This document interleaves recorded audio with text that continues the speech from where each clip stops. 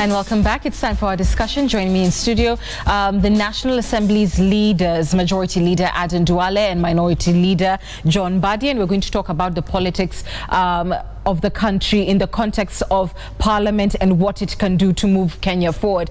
So welcome to both of you on the program. Mbadi, I want to begin with you and the NASA anti-IEBC protests that left one person dead. Your thoughts on today's protests? First of all, let me say that it is regrettable that at this point in time, and after promulgating a constitution in 2010, that we still see those excesses by the people who are tasked with the responsibility to maintain peace, which peace also is law and order. But I think there are better ways of handling even, because the excuse that I hear a lot from the security organs is that the people who are unfortunate, so to speak, were causing disturbance, etc. And a lot of it is not true. But the point is, even if someone is unruly, there's the best way to handle it, which is provided for in law. So it is regrettable, but I would say that our commitment to fighting for these reforms is unstoppable. We've just started. Today, I think we did very well. In my view, we managed to hold these demos beyond even what happened last week, because today it took a national turn. Almost many places in this country witnessed people protesting, mostly peacefully in many places. And I expect even more Kenyans to come out on Friday to register their displeasure with events that are taking place in the country at the moment. And Duale, it is true that the protests seem to gain some measure of momentum today. Can Jubilee afford to continue to ignore these protests? The word momentum, is a very relative term. But people, say that the Constitution provides picketing and peaceful demonstration. But the same Constitution provides that you must do those demonstrations within the confines of the Constitution, that your freedom, how far you can exercise, must not also infringe on the rights of the other person. So the Constitution has given safeguards. But I was in Nairobi today. I didn't see much demonstration. I saw one time a group of members of Parliament. Honorable Mbadi was one of them, along Kenyatta Avenue, and they dispersed. But what is the intent of this demonstration? The intent of this demonstration is to put pressure for the removal of certain individuals in IEBC. And I think the Constitution has provided that on how to remove a public officer from office. So you don't need to go and cause chaos. You don't need to go and picket and demonstrate. I saw what happened in Kisumu and in Migori and in some parts of Siaya. Those are not peaceful demonstrations. People carrying big stones, people blocking roads, people affecting the basic life of individual citizens. So how they will? Maybe they tried. The issue that at hand is that they tried in 2016 when they were removing Isaac Hassan and his commissioners. So they think this time again the pressure will yield some people leaving IEBC. But I think the most important thing is, on one hand, they're saying no reforms, no elections. But reforms are not done in the streets. Reforms are done when you engage each other in Parliament, when you engage each other on a round table chaired by IEBC. That's where reforms are given birth to, but not where individuals are throwing stones, affecting learning institutions at the University of Nairobi, and many other areas. So I don't think whether in my opinion, they were not successful. I mean, today, particularly in Nairobi, I saw about 10-15 members of Parliament, and once they were dispersed, life was back to normal. Okay, Mbadi.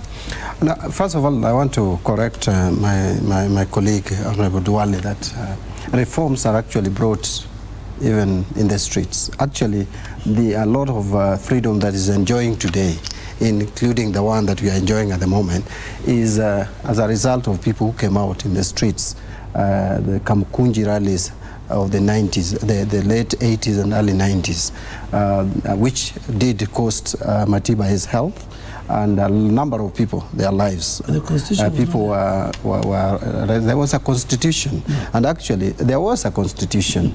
Honorable Duale, this country has always had a constitution, only that we didn't have the current constitution. But this current constitution is a result of those agitations. Remember, the repeal of Section 2A was as a result of street protests. Even the current constitution that we enjoy is as a result of street protests. So it is wrong to assume that street protests don't bring reforms. In fact, world over, it is known that protests bring reforms. But I also wanted to just put it clearly to my colleague, my majority leader, that really it is, I think this is not the right time for us as a country, as leaders, to chest thump and say that whether we do what, we are not going to succeed. It is a question of, are we doing the right thing? And as a opposition, we believe this country is headed in the wrong direction. The steps that we are taking don't take us to that progressiveness that Mheshimiwa Duale has been talking about. We are actually rolling back, going back to probably where we came from. I know I saw him dispute it publicly that we are not.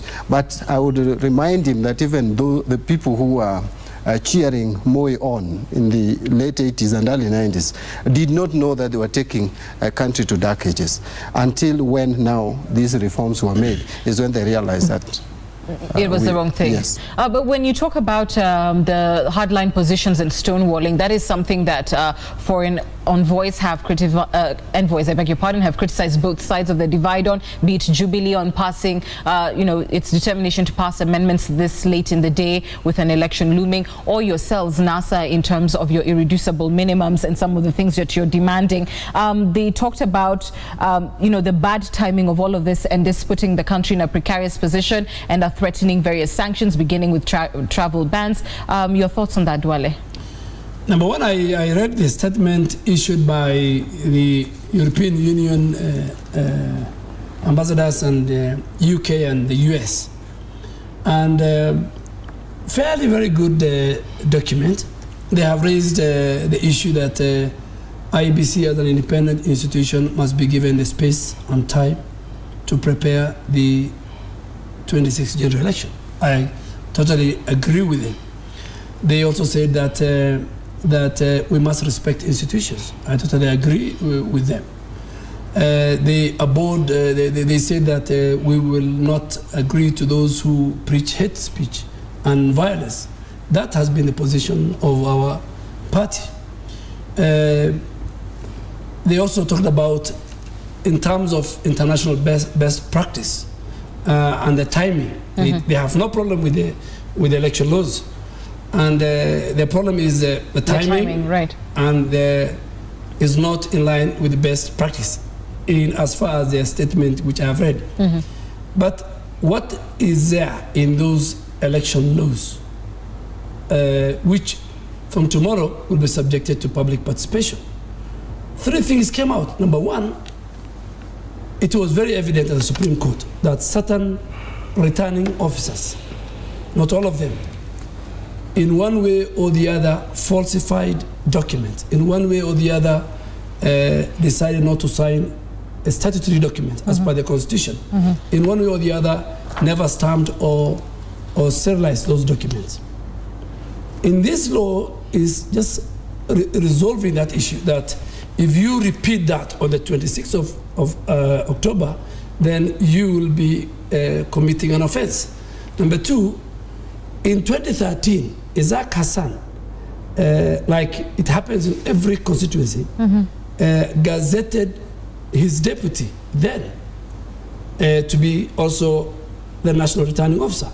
In Bomas of Kenya, they were alternating in terms of reading the results. In this year, 2017, the chair never did that. So what is this law trying to say? In the absence something happens. And it happened in the judiciary when Dr. William Mutunga left and when Judge Rawal left in a very unceremonial. The judiciary for a period of 6 months had no Chief Justice. Justice Muhammad Ibrahim was just acting as the President of the Supreme Court. So we are saying, in the absence of even the Vice Chair, any other member of the Commission can act, because this election is an extraordinary election. The other most important thing that that law is saying, in my opinion, I picked only 3 items, is that let both systems run concurrent, the manual system and the electronic system. And the event the electronic system fails, or even if it doesn't fail, because the Constitution provides, the Act provides 7 days period for the presidential winner to be announced. Let the chair wait for the 292 returning officers to declare. Those are the only 3. And now within the reading of Article 118, there's a public participation. If IBC included, if they come and say, we have a problem with this provision, it will come back to the House. So that is the only part where, as Jubilee, the envoys have raised a concern.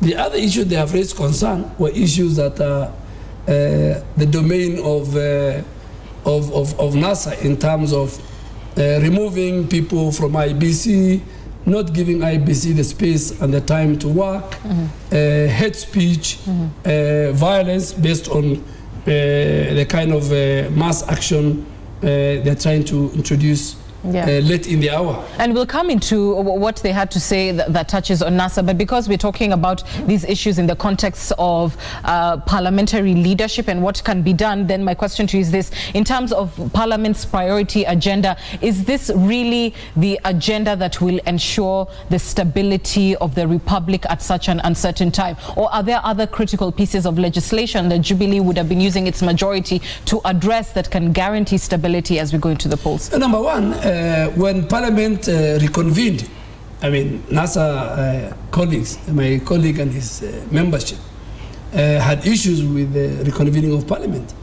And up to today, they are not back in Parliament. They attend and make technical appearances.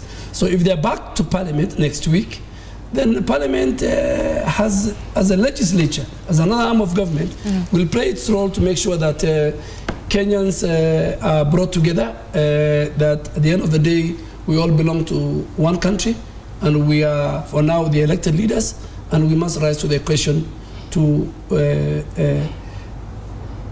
do whatever it is in the interest of the country so that the presidential elections takes place within the 6 So you're saying your numbers are not good enough to push for legislation that cements stability, but they're good enough to push election reform? No. I mean, our numbers are used in the House in the most responsible way. But as you said, what can Parliament do? What the leadership can do? It means when both leadership of both sides, all of them in the House, then that discussion can take place. And Buddy, let me allow you to respond to that even as you answer. Again, in the context of Parliament showing leadership at a time when so many things are uncertain, would it not be prudent for the minority to assume all their positions within the House in House committees, especially those oversight committees, and put to task, including, you know, the Electoral Commission, to ensure that this election is properly run? First of all, let me address the issue that you first raised, that you had earlier raised regarding the envoys and their reaction today. I agree with them largely on many issues that they touched on, including even IBC, because we need to have IBC that is strong enough to run an election. At the moment, Kenyans are asking whether we have this IBC as we have it today would be able to deliver. In fact, many have given given up that we are wasting the money that we are allocating to IBC. They are not going to run an election. But having said that, that's my thinking, and that's the thinking of many people. My concern with the envoys is that I am yet to see them talk about the human rights abuses in this country. There were times when there was human rights abuses in this country, and it was terrible in the early 90s, and were it not for our development partners, we would not be where we are. So I think our envoys, the current envoys, need to ask themselves fundamental questions. Any government in power, if not properly checked in terms of the excesses, they can easily compromise the democratic space that we are fighting so hard to expand. When you see the security organs getting into a university or a learning institution, beating students, some of them who are just in the library, some in their hostels cooking, and you find our children are being brutalized and no one raises a finger, then it leaves you worrying that are we on our own as a country, or we have still our friends out there. But I don't mind them criticizing both sides, because we are here to be criticized. Sometimes for you to know that you are not doing the right thing, you need a friend to tell you that you are not doing the right thing. Or regarding the so do you believe you're not doing the right thing in as far as they talk about politicians who are seen to be either fanning violence in some form or other in relation to mass protests? In my view, if there is any politician fanning violence, that is an irresponsible politician against whom action should be taken. But it is also wrong, and I wonder where you are getting, the Kenyans are getting this notion that when you ask for protest, then that you are funding violence. That is something that we should not entertain. That thought is disastrous. It is dangerous. We should not even go that direction. Because to what extent do then, as a country, if we start getting to the point where any form of demonstration, any form of protest, picketing is branded as causing violence, then we are losing it. Because then we cannot correct, we cannot expand the democratic. And I absolutely hear you on that. But to the extent that even today, it wasn't, of course, the entire protest, but in some areas we saw protesters stoning the police. What kind of responsibility, as we talk about House leadership, do individual members of parliament have, even when, you know, these protests are called for, to impress upon their people that these protests are supposed to toe a certain line and should not degenerate into violence? We have mentioned a number of times. In fact, when we are even calling for protests, we have said it is peaceful demonstration. If there are criminals out there who are involved in stone throwing, smashing people's cars, I have personally, during these demonstrations, told some youth who want to smash cars to stop it. And I'm sure a number of us have done it. If there are people who are involved in criminal activities, that is why we notify the police. We notify the police to provide protection to demonstrators. There is no law that requires police to legalize any form of demonstration. It is our inalienable right in the Bill of Rights. But the reason why we put it in law for notification of police is to protect more so the demonstrators and businesses and any other Kenyan from being hurt. But that should not be used as an excuse to disperse, to beat up people who are peacefully demonstrating. I'm yet to see someone, a hooligan, a thug, who is properly arrested by the police, either breaking into a shop or smashing someone's car with evidence so that that person is taken to jail. Instead, what we see is people who have gathered, demonstrating in the streets like we were doing today. I heard Honorable Duale say that he didn't see much. The police had a rough time in the whole of city of Nairobi, I will tell you.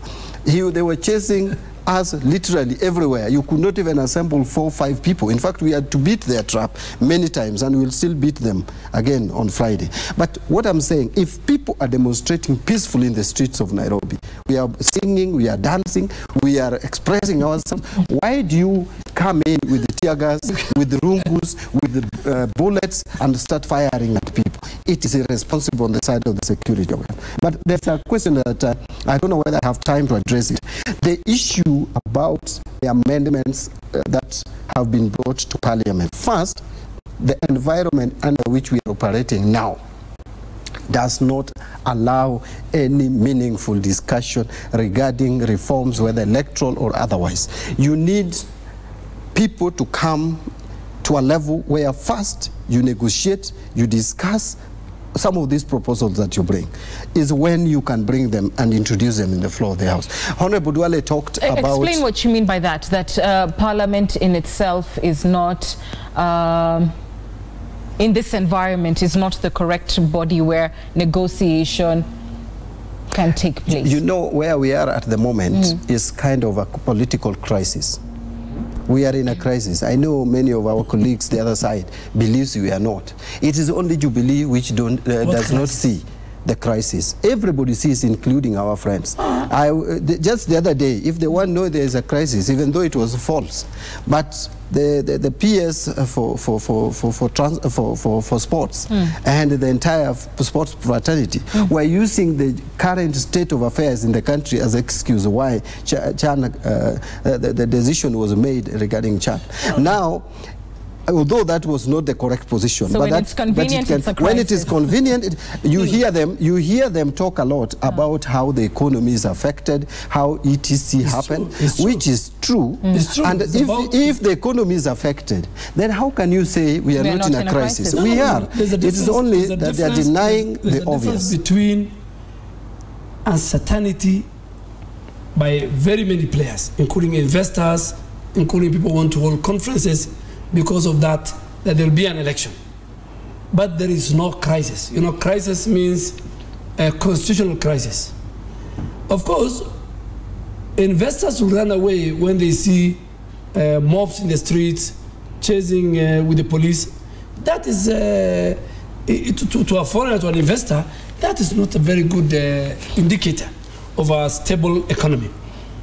But the same NASA team today, in a number of places, they were shouting, no reforms, no elections. And I totally disagree with Honorable Mbandi, my colleague here, that when there were demonstrations in the 90s, this constitution that we have today addressed and provided avenues and institutions that can be used for each and every Kenyan to get his problem solved. I mean, we have a 2010 constitution. If you have a problem with IBC, the constitution has given a roadmap. If you have a problem with the police in terms of brutality, the constitution has created institutions like IPOA, Kenya National Human Rights Commission, paid by the taxpayers.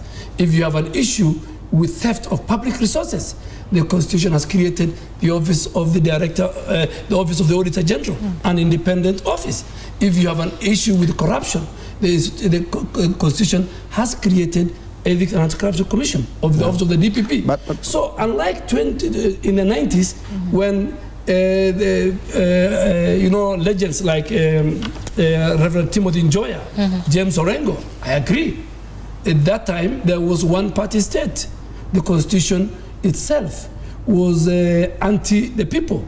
But now, in 2010, we proclamated a new constitution, which each and every Kenyan, be it in the private sector, in the public, even a pastoralist in the north, will find a recourse to his problem in the constitution. But let's talk about Parliament. Let's talk about Parliament and its role. Parliament is one avenue. I agree with you. Parliament is one avenue. Because IEBC, if you have issues with the IEBC, the only body that IEBC is answerable to is the National Assembly. But you see, Anne, am I right? Where in the Justice and Legal Affairs Committee, both sides of the divide sit.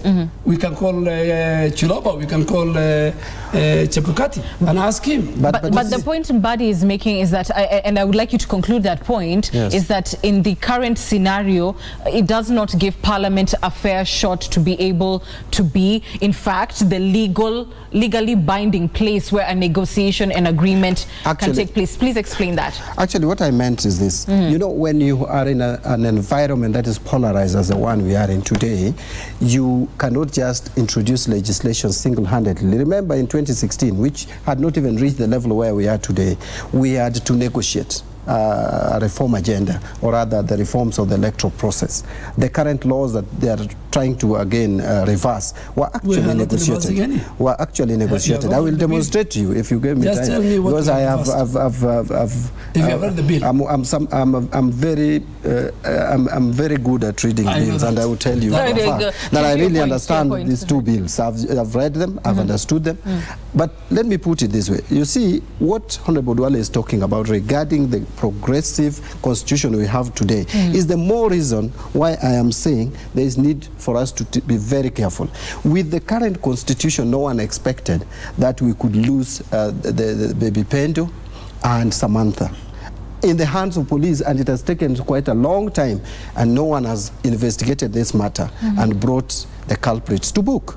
It is not a time to see what we saw happening in the University of Nairobi. That is what I'm trying to tell my colleague here, that they are trying to take us back to where we came from. But let me just address this issue of legislation. Duale is talking about the issues of returning officers or the presiding officers who failed to sign the forms. He is forgetting that the laws that we have today, even without these amendments you are bringing to me a waste of time. Already it is criminal in law to manipulate electoral data. It is criminal. What you need is just take these people to court.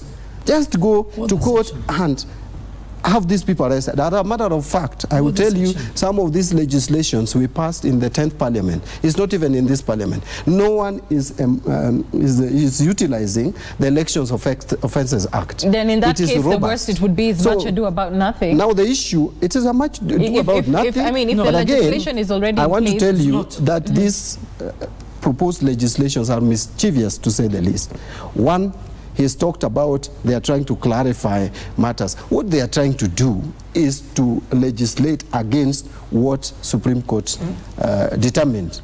They are not actually coming up with anything progressive. Let me ask go ahead. Let me ask one fundamental question to Honorable Bandi, and I'm sure it's good for the people of Kenya. The moment we publish this bill, and every bill in Parliament goes through a vigorous scrutiny by a team of legal officers, the moment we published and we called Kenyans to give their views to this bill, his party leader came out and said, I am ready to participate in the general election if Jubilee withdraws this bill. Forgetting that he had a number of issues that he has put in place. He says, unless Chiroba and Gulie and Tim Levi BC, about all of them I will not participate. Unless the printing of the ballot papers is not given to the Dubai farm, I will not participate. I will not participate as long as the Otimofo is handling the technology aspect. What changed his mind? And I really want to answer that all of a sudden, Honorable Prime Minister Raila Odinga is saying, if Jubilee withdraws this bill, No, you are speaking for Raila. I think I'm the right person to speak for him. Let me just respond. You know, there are times you could speak for Raila. Now you have no clue what you think.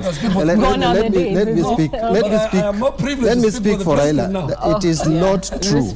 It is not true that Raila said is ready to participate or have this election if with Jubilee withdraws the amendments, the proposed amendments. That is not accurate. We added, this was another added condition.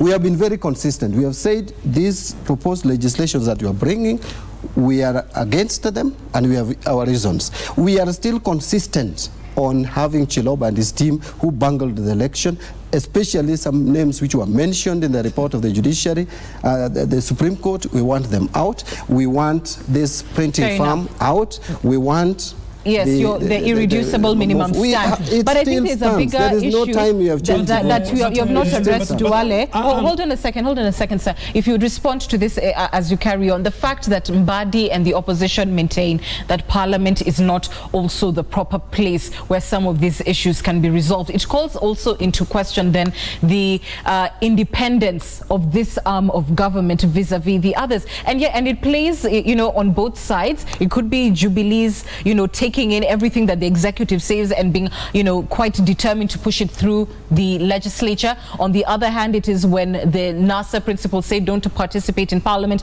don't be in those committees, then they equally agree. So that leaves, where does that leave this arm of government? Is the legislature independent? Before I come to that, number one, I totally agree. This constitution provides an answer to every problem. Even what he's saying, Baby Pendo, Samantha, the university. That is why this constitution and the people of Kenya are paying and created an institution called IPOA. If they don't even trust the internal department of the National Police Service, those are the institutions who should deal with that matter, not even the IG and even the Kenya National Human Rights Commission. Two, as you said, in Parliament as an institution, as another arm of government, under a presidential system of government, that's why we have the majority and we have the minority coalition in terms of political formation. And for those people who in the 11th Parliament, in the 12th Parliament, you know, they run away with this thing called the tyranny of numbers.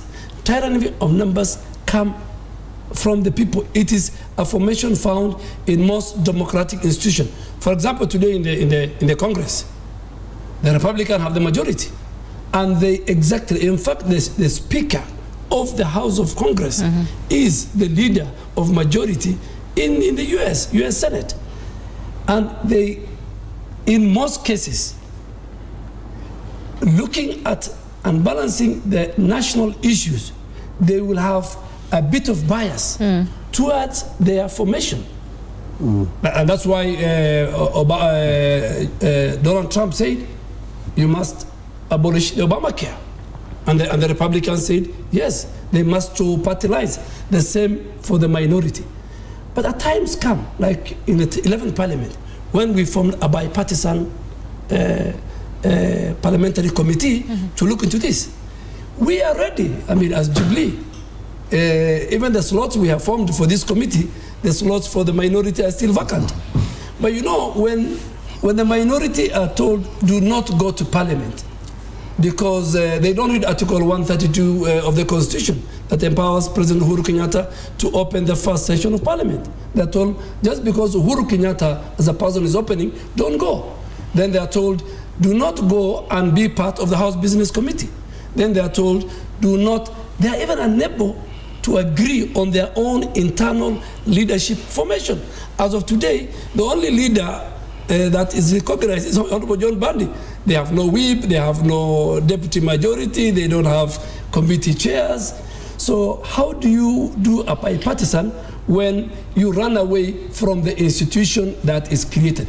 If you read Article 95, subsection 2 of the Constitution, it says it's only the National Assembly that will deliberate and solve issues of concern to the people of Kenya. These people, because their boss says don't go to Parliament, they don't. He tells them go to the streets. So you'd agree that Parliament is not independent. They go to the funerals. You, in a strange way, hold on, Duale. In a strange way, you kind of agree with Mbadi that Parliament under this dispensation then is not likely to be the right place where we can find consensus and move the country forward. It's a place to fix politics, to fix legislation lacunas. But for you to fix, you must be ready even to participate in your legislative, your representative, and your oversight role. Today we're dealing with the supplementary budget. That is a function, an oversight function of the minority. They are not there. Instead, they are running up and down with the police in the streets. So they have, in my opinion, a time comes as the leader of majority. A time comes when I say I must fulfill the representation and legislative and oversight role on behalf of the people of Garissa Township. You know, I've had Honorable Duale talk about some articles in the Constitution that he thinks we don't read. But I want to tell him that I read, I not only read, but understand them. In fact, the article that you have quoted about 95 about Parliament result, it's not the only institution that resolves. It's only said that Parliament resolve issues of concern to the country. That does not mean it's the only one, but that is the primary responsibility you have. But the question that Anne asked was, is Parliament independent? I want to tell you no. When Kenyans went presidential system, the assumption was that we were divorcing Parliament a little more from the executive. Because if you have a parliamentary system, you have part of the executive sitting in parliament, and that Kenyans felt in their own wisdom that was not very good for them. They decided to put executive out of parliament and have legislators who will come to parliament, and that is why you don't hear of government and opposition in parliament, but you have majority and minority. It is assumed that you'd be a little bit more independent, and parliament now has even the control over its calendar. Now, what we see is direct control. Where is this? Where including on your side? Yes, let me just mention what I wanted to say, that the legislations that have been introduced in Parliament, the two pieces of legislation, came as a result of the President's anger. The date Supreme Court made the ruling, the President said we shall revisit. And everyone thought this revisiting would come after elections. Yet, now what we are seeing is the President is clearly telling us that we are doing this as early as this. We will still do more. In fact, the Honorable Duale is saying there is no issue around Supreme, but your amendments basically rewrites if it succeeds, rewrites. And I will tell you, one of the reasons, one of the grounds which Supreme Court used to nullify or annul this election was that the election was conducted in a manner that was not in conformity with the law.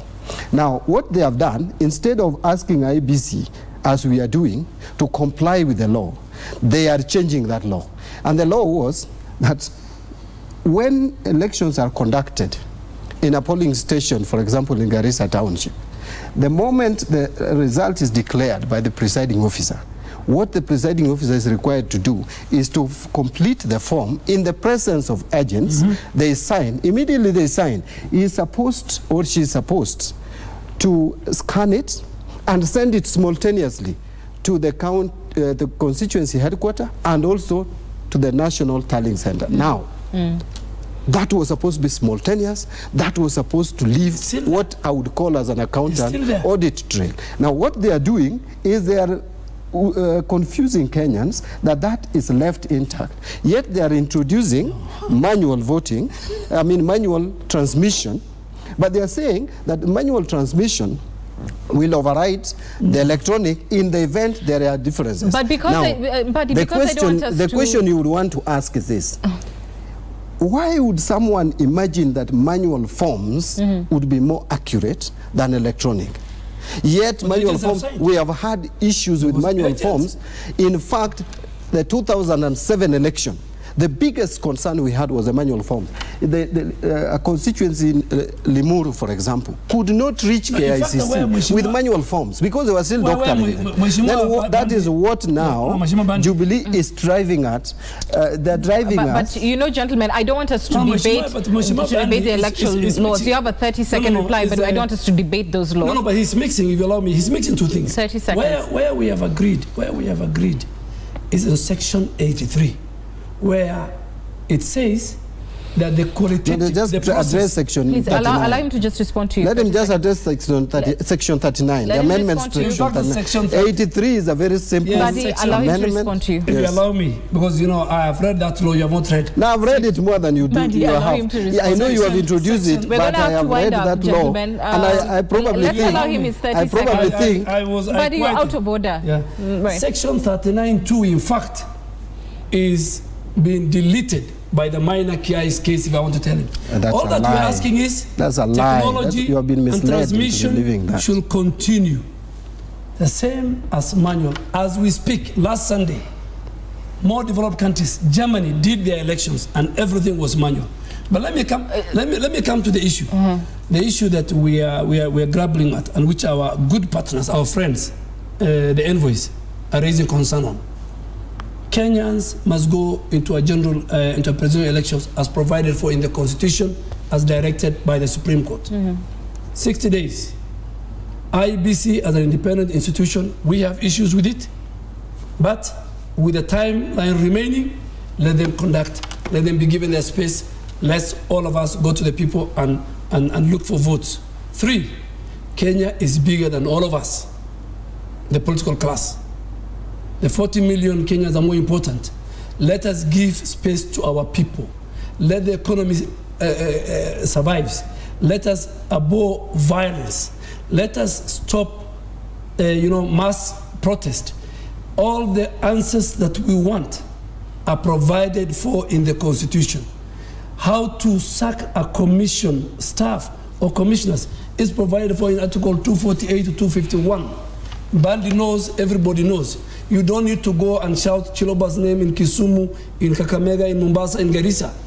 Use the law, use the Constitution. There is no way you can tell us we are taking back Kenyans to the dark days, and you're the same person who wants to, use impunity to remove a commissioner outside the Constitution. And that will have to be your final comment, Mbadi, yours. Thank you very much. I wanted to say that this talk, although I have no time for it, but this talk about Maina Kiai case deleting Section 39(2) is complete fallacy. It is not correct. I think the Jubilee lawyers need to advise them accurately.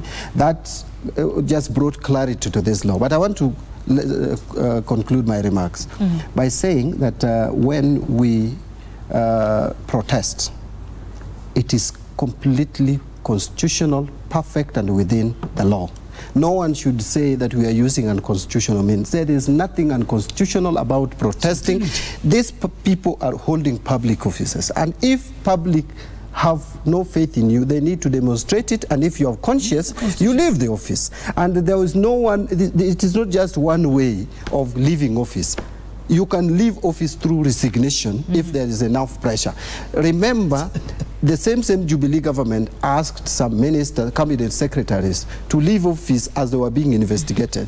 There was no law saying they should leave office, but there was enough public pressure that they leave. In fact, as a matter of fact, they left because they were asked to leave, not because there was law. Now, the public ethics law does not say if you have been mentioned, you have to leave. There is nothing like that, Honorable Duale. I have participated in making these laws together with you, but I will tell you, I understand these laws much better. I sat in the Constitutional Implementation Oversight Committee, and we made these laws. I know them. So there is no law that says if you have been mentioned, you leave office. But out of an agreement as Kenyans that we have a new constitution in place, that we need things to happen differently, you can leave office. So this talk that when we hold demonstrations, that when we protest, when we picket, that we are using unconstitutional means, there is nothing that can be unconstitutional about picketing. Again, I want to just talk to the people of Kenya now. The people of Kenya should be proud of themselves up to where we have reached. It did not come easy. We are going to face tough times ahead. We should be prepared. I'm happy that today our demonstrations took place all over the country, including Embu. And I want to urge Kenyans, even those who are coming from Kiambu, that it is high time they knew that if we allow some of these amendments to be made, you never know who will be in leadership tomorrow. They should not assume that Uhuru Kenyatta will be in office throughout. He will leave office. He will leave office one day, and very soon. So you should make laws. He will leave, you should allow on the basis of a general election. Whichever, of course, he will leave office. You can't get power. He will leave office constitutionally. I don't expect him. Honorable Mbadi, Honorable Duale, that is our time. I thank you both for your views. We're taking a break. We're back after this.